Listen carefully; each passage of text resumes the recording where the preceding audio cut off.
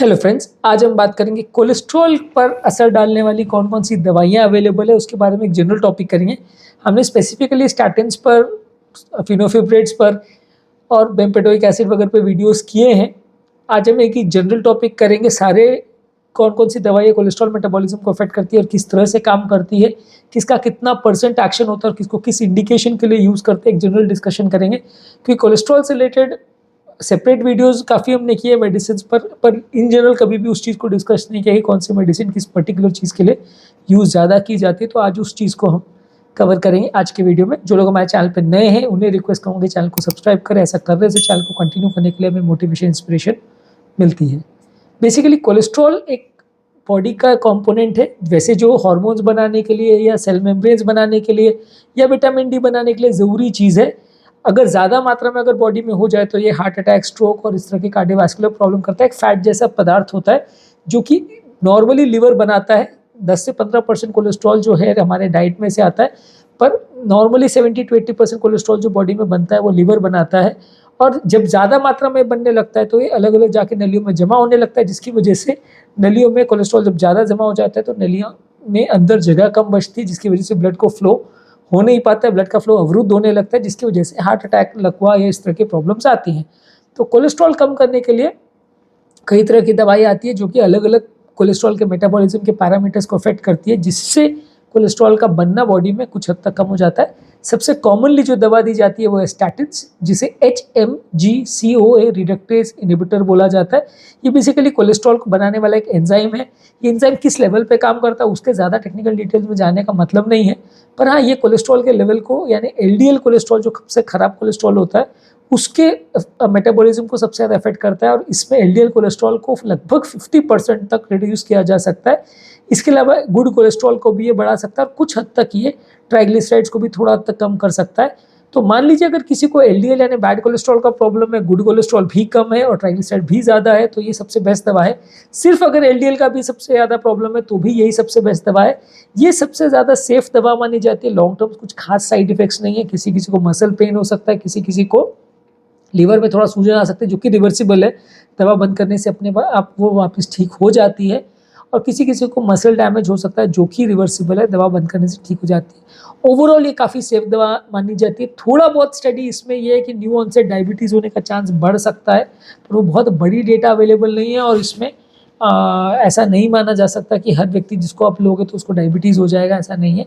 1:256 उसका रेशियो है, यानी बहुत कम है चांसेस, और उसमें बहुत सारे कंफाउंडिंग वेरिएबल्स इन्वॉल्व है, तो इसलिए वो चीज़ों को भी उतना ज़्यादा डिस्कशन करने का मतलब नहीं है। उस पर भी हमने सेपरेट वीडियो किया इस स्पेसिफिक टॉपिक पर भी, जो कि आप मेरे चैनल पर देख सकते हैं। किसी किसी को मसल पेन, वीकनेस इससे दवा से हो सकती है। सबसे कॉमनली यही दवा यूज़ करते हैं कोलेस्ट्रॉल के कंट्रोल करने के लिए।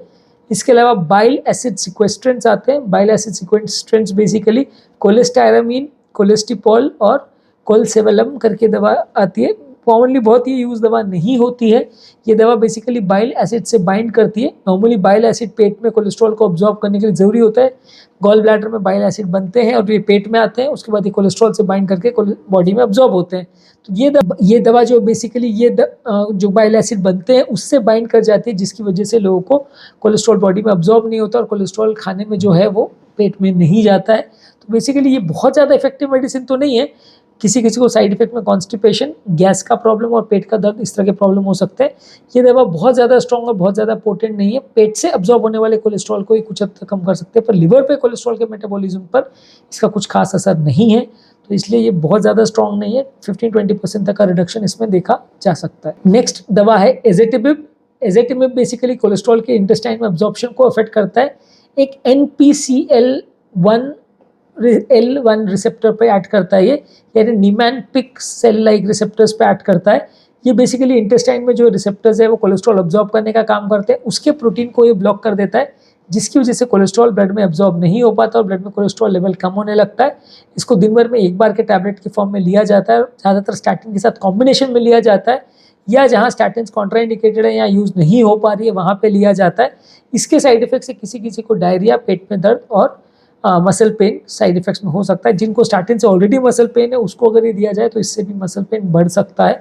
ऐसा नहीं है कि 100% सेफ दवा है। और इसमें स्टार्टिंग से जो एक्स्ट्रा बेनिफिट्स हैं, यानी कि जो हार्ट अटैक का चांस कम होता है या जो स्ट्रोक का चांस कम होता है, जो हार्ट के एंडोथेलियल सेल्स के फंक्शन को जो इम्प्रूवाइज करता है, वो फंक्शन बाकी कोई भी दवा इतना नहीं कर पाती है। इसलिए सबसे ज़्यादा जो डेटा है मृत्यु दर को कम करने के मामले में वो स्टैटिन्स के साथ है। तो अगर सिंगल मोस्ट इंपॉर्टेंट दवा आपको कोई देनी है तो स्टैटिन्स उसमें सबसे बेस्ट दवा है।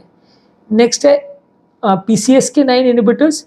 PCSK9 इनहिबिटर्स बेसिकली एक एंटीबॉडी मीडिएटेड इंजेक्शंस है जो कि हर 2 से 4 हफ्ते में एक बार दिया जाता है। ये बेसिकली लिवर में जो रिसेप्टर्स हैं, जो LDL सेल्स को जो ऑब्जॉर्व करने वाले रिसेप्टर्स है, उनको जो डिग्रेड करता है एंजाइम, उस पर एक्ट करता है। तो वो रिसेप्टर से जाके बन जाता है, जिसकी वजह से LDL रिसेप्टर्स का डीजनरेशन नहीं हो पाता, बॉडी में LDL रिसेप्टर्स बढ़ जाते हैं। ये LDL रिसेप्टर्स ज़्यादा जब लिवर में हो जाते हैं तो ये कोलेस्ट्रॉल को ऑब्जॉर्व करके ब्लड से लिवर में ले आते हैं और उनको मेटाबोलाइज करवाने में मदद करते हैं। तो अगर ये रिसेप्टर लिवर में ज़्यादा मात्रा में बनते जाएगा तो उसकी वजह से कोलेस्ट्रॉल का लिवर में ऑब्जॉर्प्शन ज़्यादा अच्छा होगा, पेरीफेरी में LDL उतना डिपॉजिट नहीं होगा, जिसकी वजह से पेशेंट को हार्ट अटैक या heart related cholesterol related problems होने का चांस कम हो जाएगा।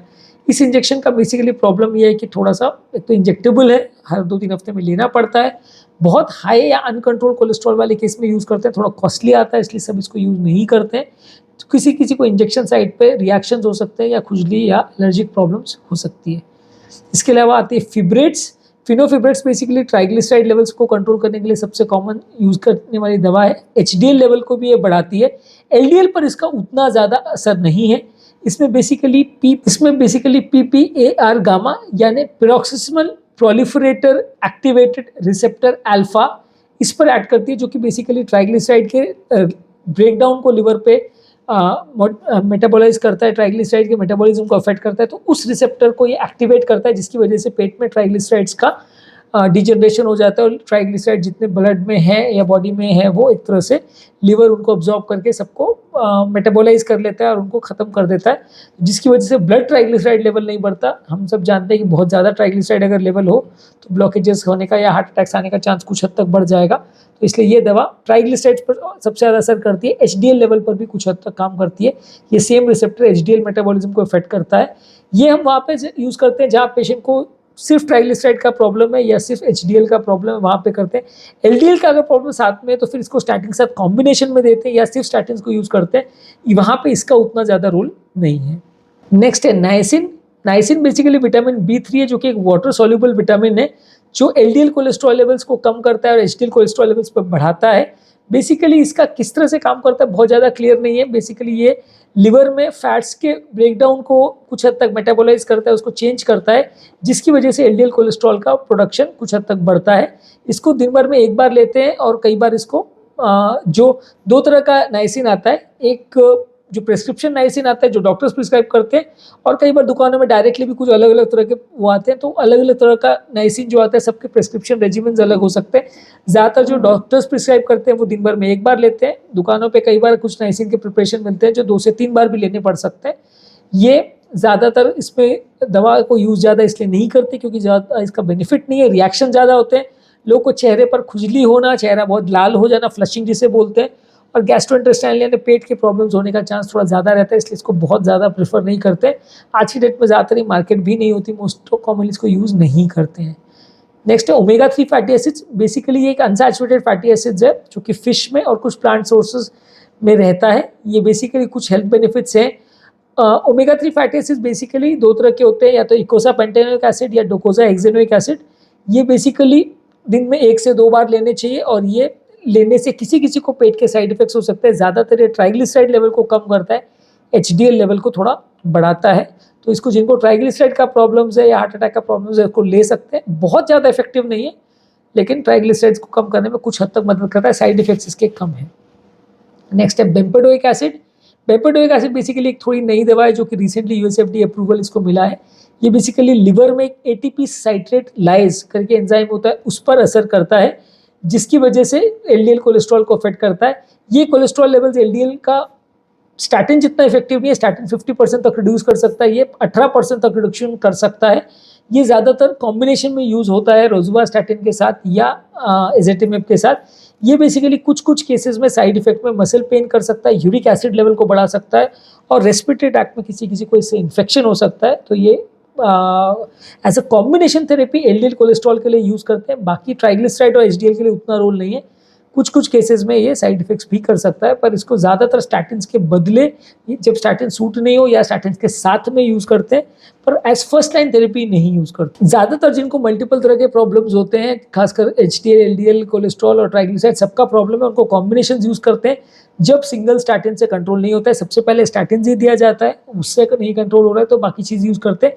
स्टैटिन देने का सबसे बड़ा रीज़न ये है कि साइड इफेक्ट बहुत कम है, और दूसरा ये है कि लॉन्ग टर्म उसमें बेनिफिट्स और मृत्यु दर कम करने के लिए बहुत ज़्यादा स्टडीज़ अवेलेबल है, और इनफैक्ट हर स्टडी ने ये शो किया है कि उसमें बेनिफिट ही बेनिफिट है, नुकसान बहुत ही कम है। तो इसलिए वो एक तरह से एक वंडर ड्रग माना जाता है, नहीं लगा था, जैसे कि स्किन के पेशेंट में स्टेरॉइड को माना जाता है कि वो कुछ भी समझ में नहीं आए तो वो दे दो, वैसा टाइप इसमें है कि स्टैटिन एक ऐसी ड्रग है जो हर तरह से फ़ायदा ही फ़ायदा करती है, बहुत कम ही इसके नुकसान है। तो इसलिए किसी को भी देने में बहुत ज़्यादा प्रॉब्लम नहीं है। हाँ, किसी किसी को मसल पेन इससे हो सकता है, पर अदरवाइज कोई खास इसके नुकसान नहीं है। तो ज़्यादातर पेशेंट में फर्स्ट ड्रग में स्टैटिन को यूज़ करते हैं। ट्राइग्लिसराइड का प्रॉब्लम है तो फिनोफिब्रेट्स को यूज़ करते हैं। स्टैटिन से कंट्रोल नहीं हो रहा है एलडीएल, तो फिर एज़ेटिमेब या बेंपेडोइक एसिड को ऐड किया जाता है, और जहाँ एचडीएल का प्रॉब्लम है वहाँ पे फिनोफिब्रेट्स को और स्टैटिन के कॉम्बिनेशन को यूज़ करते हैं। नाइसिन कभी कभी यूज़ करते हैं, तो नाइसिन आजकल वैसे उतना मार्केट में अवेलेबल भी नहीं है। बाइल एसिड सिक्वेस्ट्रेंट्स और बाकी चीज़ों को कम यूज़ करते हैं। ओमेगा 3 फैटी एसिड्स लोग हेल्थ बेनिफिट के हिसाब से खुद लेते हैं कई बार, तो प्रिस्क्रिप्शन में डॉक्टर्स बहुत ज़्यादा इसको प्रिस्क्राइब नहीं करते हैं। तो आज के टॉपिक में हमने बात करी कोलेस्ट्रॉल मेटाबॉलिज्म को अफेक्ट करने वाली कौन कौन सी दवाएं अवेलेबल है उस बारे में। जो लोग हमारे चैनल पर नए हैं उन्हें रिक्वेस्ट करेंगे कि चैनल को सब्सक्राइब करें। ऐसा करने से चैनल को कंटिन्यू करने के लिए हमें मोटिवेशन और इंस्पिरेशन मिलती है, और जब भी हम कोई नया कंटेंट अपलोड करते हैं उसका नोटिफिकेशन आपको तुरंत मिल जाता है। जो लोग हमारे चैनल पे बहुत डिटेल वीडियो नहीं देखना चाहते, उनको ऐसा लगता है कि यार कंटेंट का कोई शॉर्ट समरी हमें बता दे, तो उनके लिए रेगुलर बेस पे हम यूट्यूब शॉर्ट्स अपलोड करें जिसमें सारे टॉपिक का 1 मिनट में हम आपको ब्रीफ समरी दे देते हैं। तो आप इसे देख सकते हैं, सब्सक्राइब कर सकते हैं, और इसको यूट्यूब और के अलावा हम फेसबुक और इंस्टाग्राम पे भी रील्स में सेंड कर रहे हैं, तो आप उसको भी अपने सोशल मीडिया ग्रुप्स में फ्रेंड्स, फैमिली और रिलेटिव्स के साथ हेल्थ टिप्स की तरह शेयर कर सकते हैं।